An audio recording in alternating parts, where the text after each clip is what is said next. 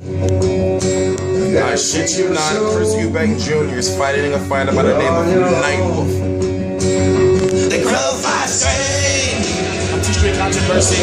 This is T-Street Controversy Live, and I cover boxing. On the devil, 14-0-2 with 9 KOs, Dmitry Nightwolf of the Nightwolves biker gang, Chudinov, will be taking on Chris Eubank Jr., 18-1 with 13 KOs, February the 28th, 2015. I'm T-Street Controversy. This is T-Street Controversy Live. So, Dmitry Chudinov is not a bum. In fact, he's in this badass biker gang.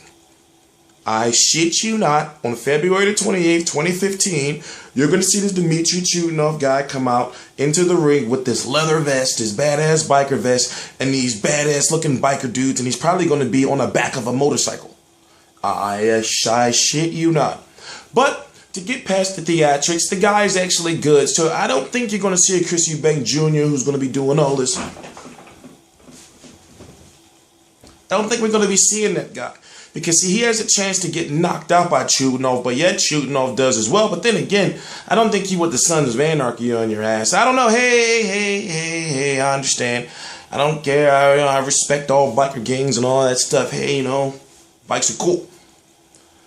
I'm T-Street Controversy. This is T-Street Controversy Live. I cover every single major fight live. Listen, Chris Eubank Jr. is not all there, if you get me. It's like you get your McDonald's Happy Meal, you know. It's just you just got the toy and the drink, you know. It's just no napkins, no straw. You know, where's your burger, you know?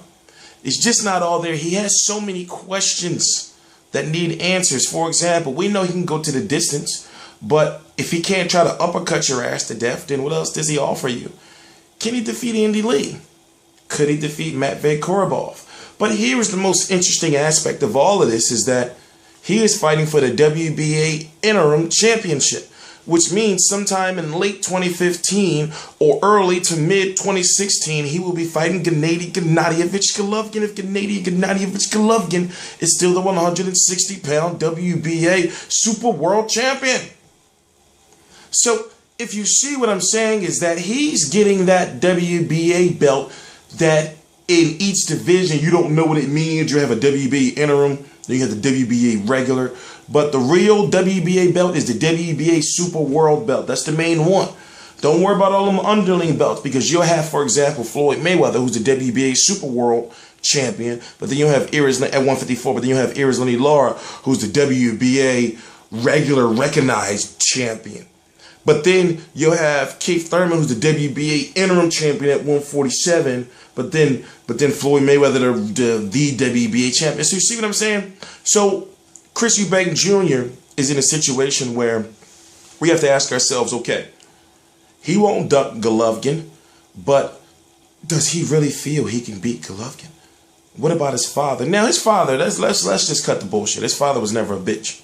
You know, even though he's some dignified, gentlemanly type black dude, he was never a guy that was ducking fights, and he fought everybody basically that was put out there in front of him outside of coming over here to fight James Toney or Roy Jones. But hey, we're not going to get into that.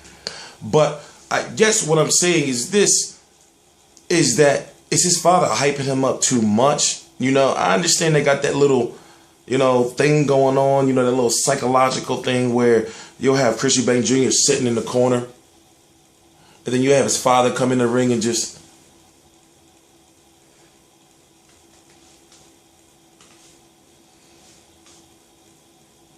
like that look like, what is this? What is this man beast?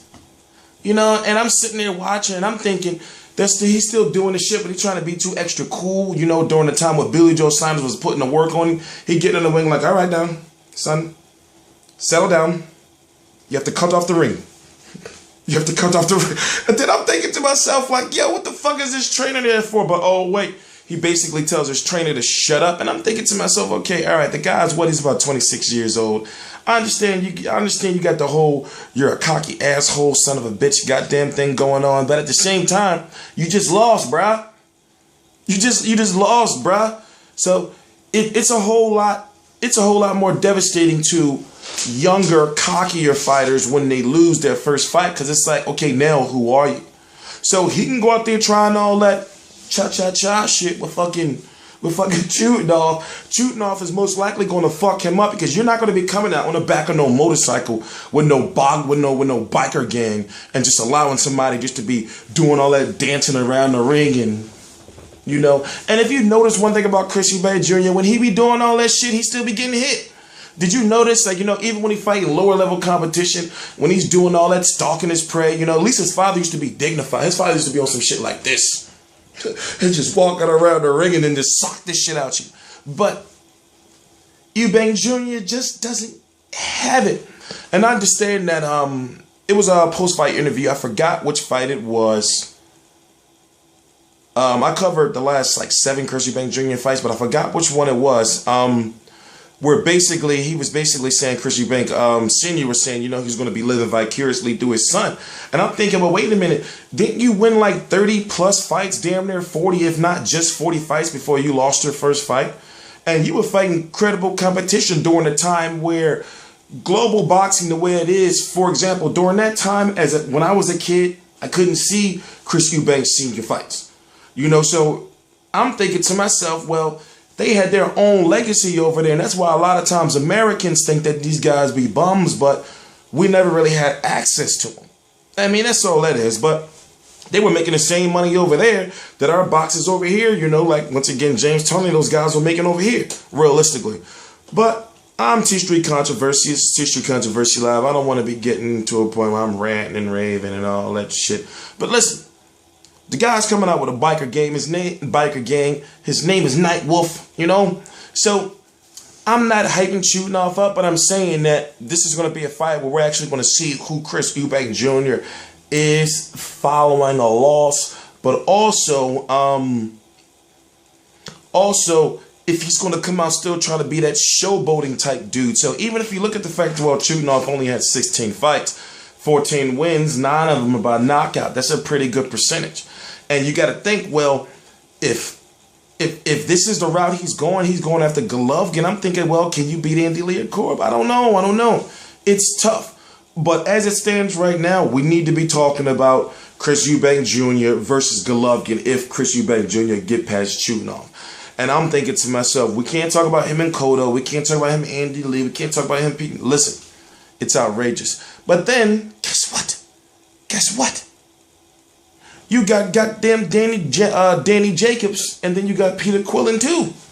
So, I'm thinking, well, can Chris Eubank Jr. beat a Danny Jacobs? Maybe. Remember what Dmitry Prague did to him.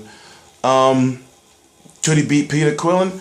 I don't know. But as it stands right now, it looks like he's going after Golovkin. I'm T-Street Controversy. This is T-Street Controversy Live. Chris Eubank Jr. is basically getting a title shot, you might as well say. I cover every single major fight live, your most complete boxing channel on YouTube. Once again, please subscribe.